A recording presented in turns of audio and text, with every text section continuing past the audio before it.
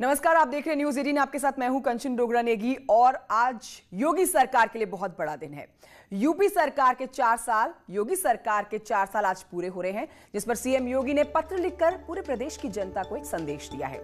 इस पत्र में सीएम योगी ने बीजेपी सरकार के 4 साल के कार्यकाल की उपलब्धियों का जिक्र किया है। आपको दिखाएंगे पत्र के महत्वपूर्ण अंश, लेकिन उससे पहले आपको बताते हैं कि 4 साल पर योगी संदेश में 4 साल पर सीएम योगी ने जो पत्र लिखा है उसमें पूर्व प्रधानमंत्री अटल बिहारी वाजपेयी जी की कविता का जिक्र है। तो शुरुआत उन्होंने अटल जी की पंक्तियों के साथ की है। 4 साल कैसे बीते पता नहीं चला, नेक इरादे से किए गए सफल रहे सारे प्रयास, आपदा से मजबूती से लड़े हम, कोरोना से लड़ाई में यूपी एकजुट रहा, यूपी निवेशकों की पहली पसंद बना, इज ऑफ डूइंग बिजनेस में 12वां स्थान हासिल किया, पारदर्शिता यूपी की नई पहचान बनी। ये आपको बता रहे हैं कि मुख्यमंत्री योगी आदित्यनाथ ने पत्र में जिन बातों का जिक्र किया है।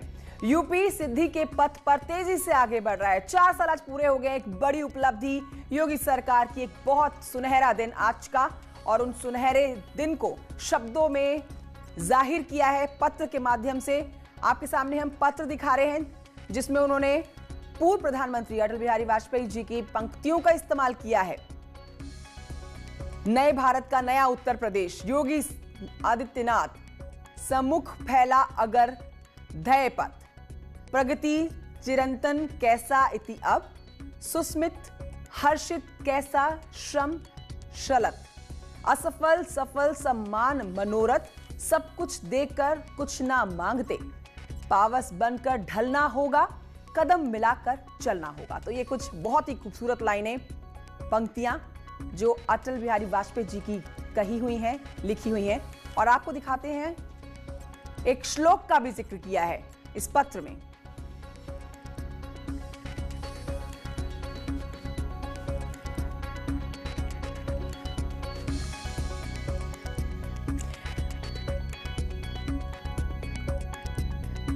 तो आज योगी सरकार के 4 साल पूरे हो रहे हैं।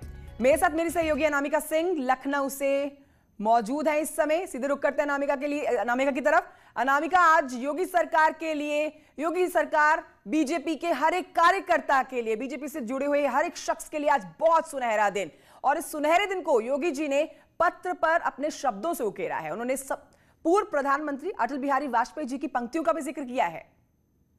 बिल्कुल, देखिए, आज जहां पे एक तरफ सरकार 4 साल की उपलब्धियों का कार्यक्रम मना रही है, बड़े आयोजन कर रही है, तो वही मुख्यमंत्री ने एक लेख लिखा है। उस लेख में के जरिए उन्होंने जो भावनाएं रही है 4 साल के दौरान काम करने की, उसका जिक्र किया है। इसमें मुख्यमंत्री ने ये भी जिक्र किया है कि किस तरीके से 2017 में सरकार बनने के बाद से सबसे पहला फैसला किसानों की कर्ज माफी का लिया गया। इसके बाद ईज ऑफ डूइंग बिजनेस से लेकर के जिस तरीके से निवेशकों को लाने के लिए क्या काम किए गए, लेकिन इस बीच किस तरीके से कोरोना की विभीषिका भी आई, बड़ी आपदा भी आई, किस तरीके से मुख्यमंत्री ने एक टीम बनाई, किस तरीके से राज्य सरकार ने इसमें काम किया, जो उनकी उपलब्धियों के साथ साथ जो उनकी व्यक्तिगत अनुभव रहे हैं 4 साल की काम करने के दौरान, अच्छे और बुरे भी, उन सबका उन्होंने जिक्र किया। अटल बिहारी वाजपेयी की कविता का उन्होंने जिक्र करके ये भी जाहिर करने का प्रयास किया है कि किस तरीके से विकास को लेकर या जो कामकाज है उसको लेकर उनकी भावनाएं किस तरीके की हैं। तो मुख्यमंत्री का ये जो लेख है कम से कम उनकी भावनाओं को व्यक्त करने वाला है 4 साल के काम के दौरान, जिस बीच में इतने बड़े राज्य की जिम्मेदारी, हालांकि मुख्यमंत्री योगी आदित्यनाथ इसके पहले सांसद रहे थे, लेकिन बतौर मुख्यमंत्री, सबसे बड़े राज्य के मुख्यमंत्री के तौर पर जब उनको बागडोर दी गई, उसके बाद से अब तक क्या कुछ रहा पिछले 4 साल में, अच्छा भी और बहुत बुरा भी, चुनौतियां भी बहुत सारी। अनामिका, और देखिए बहुत ही महत्वपूर्ण लाइनों का, पंक्तियों का मुख्यमंत्री योगी आदित्यनाथ ने अपनी इस चिट्ठी में शुरुआत की है, जिसमें अटल जी की कविता की जो लाइनें हैं जो पूरी योगी सरकार के कामकाज को बयां कर देती है। मैं लौटूंगी आपके पास और जानकारी आपसे लूंगी, लेकिन फिलहाल अपने दर्शकों को बताएंगे कि सरकार के 4 साल पूरे होने पर सीएम योगी आज सुबह 11 बजे लोक भवन में सरकार की 4 साल की उपलब्धियों का लेखा जोखा देने वाले हैं। साथ ही वो सरकार की बड़ी योजनाओं के बारे में भी जानकारी देने वाले हैं। इसके बाद सीएम योगी अवध शिल्प ग्राम भी जाने वाले हैं। तो आज रिपोर्ट कार्ड योगी सरकार की तरफ से पेश किया जाएगा। 4 साल में क्या काम किए हैं, सबने देखे हैं, वो काम जमीनी काम है, लेकिन योगी सरकार की तरफ से मुख्यमंत्री योगी आदित्यनाथ सुबह 11 बजे लोक भवन में इस कार्यक्रम में शामिल होंगे और 4 साल की उपलब्धियां बताएंगे। प्रदेश के कल्याण के लिए, प्रदेशवासियों के लिए जिस तरह की नई योजनाओं का ऐलान किया गया और उसको जमीनी हकीकत पर होते हुए देखा गया। ये बखान हम योगी आदित्यनाथ के द्वारा सुनने वाले हैं। इस कार्यक्रम के बारे में और जानकारी अनामिका से ले लेते हैं। अनामिका, 11 बजे का ये कार्यक्रम है। हमने देखा है मुख्यमंत्री योगी आदित्यनाथ के काम को, लेकिन आज उनके मुंह से सुनने वाले हैं। लोक भवन में 11 बजे कार्यक्रम होगा। देखिए कंचन, आज से योगी सरकार के 4 साल के उपलक्ष्य में कार्यक्रमों की शुरुआत हो रही है। 19 तारीख आज है और 24 तक ये कार्यक्रम चलेंगे। हर दिन अलग अलग लोगों को, अलग अलग वर्गों को समर्पित होगा। लेकिन इन आयोजनों की शुरुआत मुख्यमंत्री की प्रेस कॉन्फ्रेंस के जरिए हो रही है। करीब 11 बजे मुख्यमंत्री लोक भवन में प्रेस कॉन्फ्रेंस को संबोधित करेंगे, मीडिया के सवालों के जवाब देंगे, अपने कामकाज का जो लेखा जोखा है अब वो भी जनता के सामने रखेंगे कि इस बीच 4 साल में क्या सरकार की ओर से योजनाएं लाई गई हैं जनता के लिए, किस तरीके से काम किया गया है। इस बीच एक किताब भी जारी की जाएगी। उस किताब में पूरा रिकॉर्ड होगा सरकार के कामकाज का, वो किताब भी दी जाएगी। इसी के बाद मुख्यमंत्री अवध शिल्पग्राम जाएंगे, जहां पर प्रदर्शनी भी लगाई गई है। एक गीत का विमोचन होना है, सांस्कृतिक कार्यक्रम है। हालांकि वो कार्यक्रम संगठन की तरफ से ऑर्गेनाइज किया गया है। तो शुरुआत मुख्यमंत्री के प्रेस कॉन्फ्रेंस से हो रही है, लेकिन जो आयोजन है 4 साल के उपलक्ष्य में वो अनवरत चलते रहेंगे 24 तारीख तक, जिसमें एक दिन किसानों को और पूरे प्रदेश में कार्यक्रम होंगे। 11 बजे तो प्रेस कॉन्फ्रेंस करेंगे मुख्यमंत्री योगी आदित्यनाथ, लेकिन पूरे प्रदेश में किस तरह के कार्यक्रम होने वाले हैं, इस पर कोई अपडेट? अब बिल्कुल देखिए, 4 साल के जो उपलक्ष्य में जैसा मैं जिक्र कर रही थी कि 1924 तक, तो जिस तरीके से आज प्रेस कॉन्फ्रेंस अवध शिल्पग्राम में कार्यक्रम है, कल पूरे प्रदेश में एक जो योजना है, बड़ी योजना है सरकार की तरफ से, उसकी शुरुआत की जाएगी। मुख्यमंत्री संवर्धन योजना, जो पर्यटन के लिहाज से काफी महत्वपूर्ण है। उसके बाद संगठन के लोगों को इसमें जोड़ करके महिलाओं को, नौजवानों को, किसानों को समर्पित ब्लॉक स्तर पर, जिले स्तर पर कार्यक्रम किए जाएंगे। ठीक है, पूरे प्रदेश में कार्यक्रम चलेंगे। नजर बनाए रखिए अनामिका इन कार्यक्रमों में आप अपनी, और शुक्रिया आपका फिलहाल की जानकारी के लिए।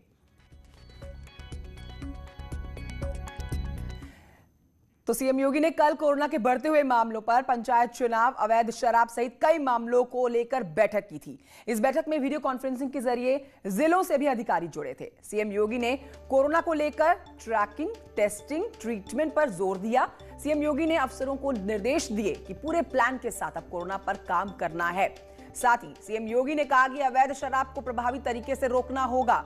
फील्ड में योग्य ऑफिसर्स की तैनाती की जाएगी। इसके साथ ही सीएम योगी ने जल संरक्षण के प्रति लोगों को जागरूक करने की भी बात कही।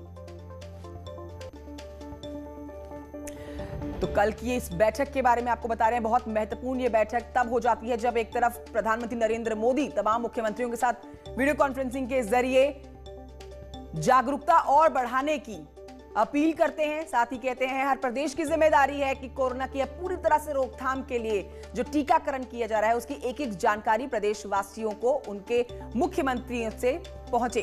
अब इसी के मद्देनजर योगी आदित्यनाथ ने भी कुछ नई गाइडलाइंस अपने प्रदेश के लिए जारी कर दी है।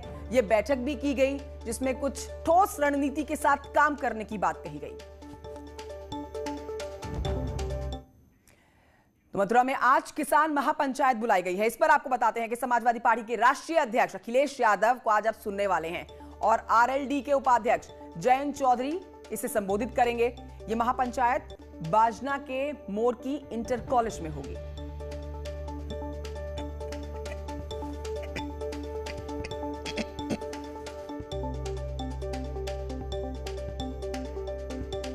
तो समाजवादी पार्टी के अध्यक्ष अखिलेश यादव को आप सुनेंगे और सीधे तौर पर समझा जा रहा है कि महापंचायत के जरिए सीधे सीधे योगी सरकार को घेरने की तैयारी यहां पर समाजवादी पार्टी की है। तो योगी सरकार के 4 साल पूरे हो रहे हैं, दूसरी तरफ समाजवादी पार्टी की महापंचायत में आज आप संबोधन भी सुनेंगे अखिलेश यादव का।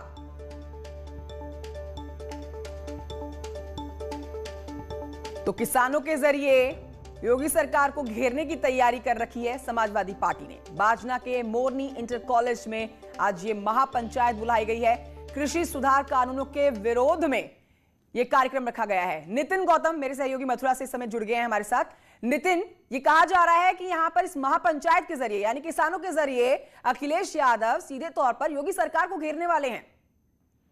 जी कंचन, देखिए हम अपने दर्शकों को बताना चाहेंगे कि अखिलेश यादव 2 दिवसीय दौरे पर मथुरा आए थे और कल जब मथुरा आए थे उन्होंने अपने जो कार्यकर्ताओं का प्रशिक्षण शुरू था उसमें उन्होंने उनको मंत्र दिए थे और उसके बाद लगातार वो प्रेस वार्ता में भी योगी सरकार के खिलाफ जो गरजते हुए दिखाई दिए, वही तमाम तरह के आरोप उन्होंने जो है योगी सरकार पर लगाए। और आज भी अखिलेश यादव जयंत चौधरी के साथ मिलकर किसानों की महापंचायत को संबोधित करेंगे और लोगों को किसान जो कानून है उनके खिलाफ जागरूक करेंगे और अपनी जो खोई हुई मतलब कहा जा सकता है कि जो सपा है वो तो अपने वजूद को यहाँ पर तलाशती नजर आएगी, वहीं जो आरएलडी है वो अपनी राजनीतिक जो कोई भी विरासत है उसको पाने के लिए प्रयास करती हुई नजर आएगी। जी बिल्कुल। और देखिए नितिन, दिन भी कौन सा चुना है जब एक तरफ योगी आदित्यनाथ की जो सरकार है, एक कार्यकर्ता जो है वो आज खुशी मना रहा है, दूसरी तरफ तंज कसते हुए, कटाक्ष करते हुए हम समाजवादी पार्टी के अध्यक्ष अखिलेश यादव को सुनेंगे। शुक्रिया आपका जानकारी के लिए। अब बढ़ते हैं आगे, आपको बताते हैं कि कमला नेहरू सोसाइटी पर एफआईआर का मामला सामने आया है। हाईकोर्ट की लखनऊ बेंच का यहां पर आदेश है, जिला जज के पास दस्तावेज जमा करें डीएम। तो ये आदेश जारी किए गए हैं। दस्तावेज जारी करने के रायबरेली में 13 मार्च को दर्ज हुई थी इस पर एफआईआर। सोसाइटी के दस्तावेज में हेरफेर का आरोप है। 23 अप्रैल को होगी इस पर अगली सुनवाई। तो एफआईआर पर हाईकोर्ट का जो आदेश आया है, हाईकोर्ट की लखनऊ बेंच का यह आदेश है, जिसमें दस्तावेज जमा कराने के लिए डीएम को आदेश दिए गए हैं। जिला जज के पास दस्तावेज जमा कराए जाएं। सोसाइटी के दस्तावेजों में हेरफेर का यहां पर आरोप है, जिस पर एफआईआर जो दर्ज हुई है उस पर हाईकोर्ट के आदेश पर आपको जानकारी दे रहे हैं। अगली खबर उन्नाव से है, जहां पर अवैध शराब के खिलाफ पुलिस ने विशेष अभियान चलाया। पुलिस ने छापेमारी करके भारी मात्रा में अवैध शराब और लहन बरामद किया, साथ ही 21 लोगों को गिरफ्तार भी किया। दो तस्वीरें आपके टेलीविजन स्क्रीन पर। अवैध शराब का ये कारोबार, ये बड़ा जाल जो पूरे यूपी में फैलता जा रहा है, इसी पर जो कल बैठक हुई है, मंथन किया गया। पूरी तरह से जड़ से उखाड़ फेंकने के आदेश अधिकारियों को मुख्यमंत्री योगी आदित्यनाथ की तरफ से दिए गए। दो तस्वीरें बहरहाल आपके सामने। 21 लोगों की गिरफ्तारी हुई है। अवैध शराब के खिलाफ यह अभियान है योगी सरकार का। भारी मात्रा में अवैध शराब बरामद की गई है, जिसे नष्ट कर दिया गया है। 21 लोगों की गिरफ्तारी। और यह अवैध शराब, जहरीली शराब किस तरह से लोगों की जान ले रही है, पकड़ी गई है और 60 क्विंटल के आसपास लहन को नष्ट किया गया है और साथ ही साथ 21 अभियुक्तों को गिरफ्तार किया गया है। तो व्यापक पैमाने पे सभी थानों के द्वारा इसमें कार्रवाई की जा रही है और ये अभियान अभी जारी रहेगा। पंचायत चुनाव के दृष्टिकोण से भी ये कार्रवाइयाँ की जा रही है, जिससे अवैध शराब के ऊपर पूर्ण रूप से नियंत्रण स्थापित किया जा सके और ऐसी गलत चीज़ों में संलिप्त लोगों को प्रभावी कार्रवाई करते हुए उनको जेल भेजा जा सके।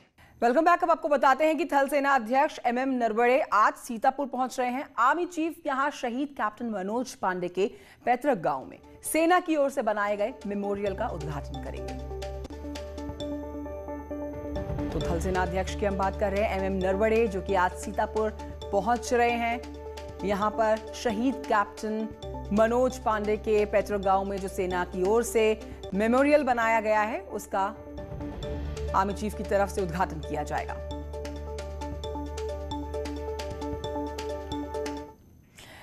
अब आपको बताते हैं, अयोध्या में भव्य राम मंदिर का काम तेजी से शुरू हो गया है। इसके लिए श्रीलंका से 20 किलोग्राम का बड़ा पत्थर आ रहा है। जल्द ही इसे अयोध्या पहुंचाया जाएगा। देखिए रिपोर्ट। अयोध्या में राम मंदिर निर्माण का काम चल रहा है, जिसके लिए लोगों ने आर्थिक मदद की ताकि राम मंदिर बनाने में किसी तरह की कोई दिक्कत न आए। इस बीच श्रीलंका से राम मंदिर के लिए एक विशेष पत्थर भेजा गया है। खबर है कि श्रीलंका के नुब्रा एलिया में सीता के मंदिर से 20 किलोग्राम का बड़ा पत्थर भारत को सौंपा गया है, जिसको जल्द भारत लाने की कवायद शुरू की जाएगी। इस पत्थर के पीछे एक रहस्य छिपा है। कहा जाता है कि लंका की अशोक वाटिका में सीता को रावण ने रखा था, इसलिए इस जगह को पवित्र माना जाता है और अब राम मंदिर बनाने के लिए इस पत्थर को श्रीलंका ने भारत को सौंपने का काम किया है, जिसको जल्द ही अयोध्या लाने की कवायद शुरू होगी।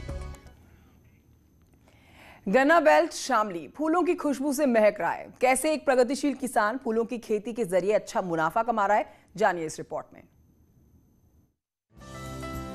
गन्ना बेल्ट शामली में फूलों की खेती और इसके मालिक की चर्चा दूर दूर तक है।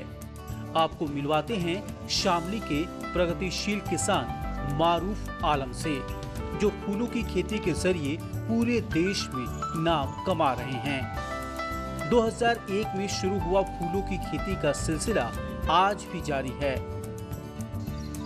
मारूफ रजनीगंधा, ग्लेडियोलस लोकल और मल्टी कलर फूलों की खेती करते हैं। मारूफ के पास 90 बीघा जमीन है, जिसमें से 62 बीघा जमीन पर वो फूलों की खेती करते हैं। इनके फूल राष्ट्रपति भवन और संसद भवन की शोभा बढ़ा चुके हैं।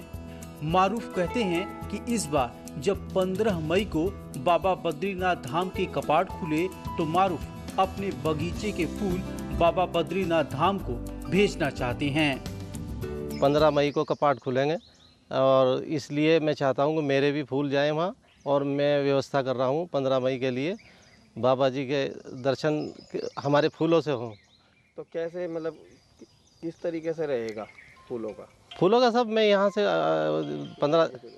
15 तारीख से पहले अरेंज करूँगा, गाड़ी से यहाँ से भेजूँगा मैं, और करीब मैं 2-2.5 लाख रुपए के ये फ्लावर अपने यहाँ से और बाबा जी के यहाँ मैं भेजूँगा, और मेरी खुशनसीबी होगी कि वहाँ पे फूल जाएंगे और मैं अपने को बहुत भाग्यशाली समझूंगा।